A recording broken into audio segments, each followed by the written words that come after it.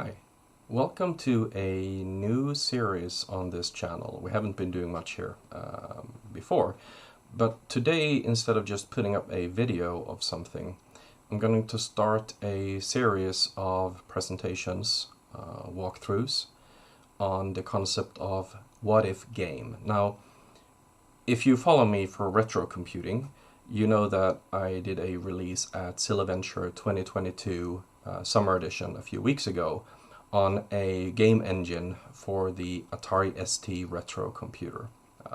38 years old hardware. Now, this series, it is not just about retro computing. So let me first talk about what we're going to go through here over the series. What you saw in the introduction was this game engine running. And the first part of this series is indeed going to be about what new concepts are used for that game engine to get this performance on a such a lowly machine which absolutely is not able to perform side-scrolling like that. Any former Atari ST game developer watching this will surely agree. But that's not it.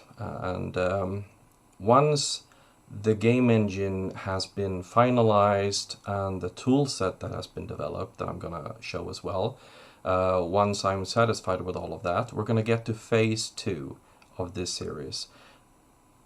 Because I've said to everybody, we're not writing a game. At no point is there any intention of a human sitting down, controlling the little spaceship and blasting those horrible invading aliens. Or maybe we are invading another planet. I don't know yet. We're going to create an AI, a genetic algorithm, that we're going to train on trying to complete different levels in this world, or these worlds. So the level editor is really easy to use. It's very simple to create new levels.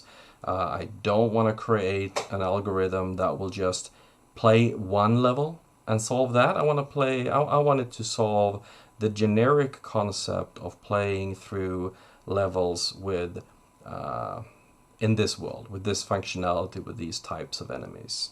And I have not done that before. I think I know enough about genetic algorithms, but this is going to be a new take. So, how's this going to happen?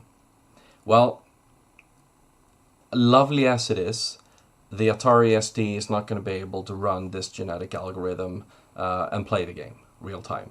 We're going to talk about cycles if you're going to follow the retro computing part of this, and you're going to understand you don't have much to play with here, pun intended.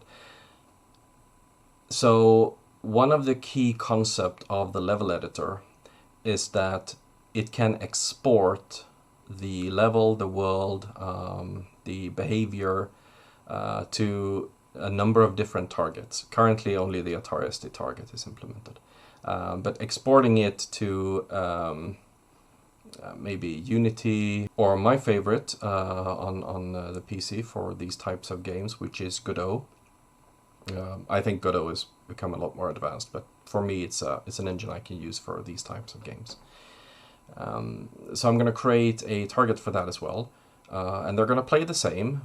That's the concept of this. So I'm going to have the AI being trained and play on a PC. But it's still going to be this retro computing game. And still on the PC, you're not going to be able to download it on Steam. I'm pretty much a game engine developer, I think. Someone else would have to actually make a fun game out of it. That's not me.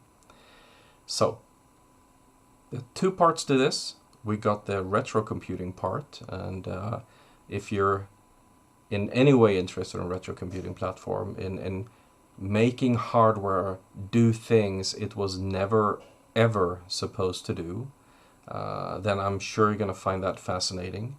And then we're going to go into the modern development part of it, which is the genetic algorithm, the AI, that is going to be this awesome side-scrolling shooter player. So let's see. I have no idea yet how many parts this is going to be, but we're going to take it in turn, and let's see where we end up.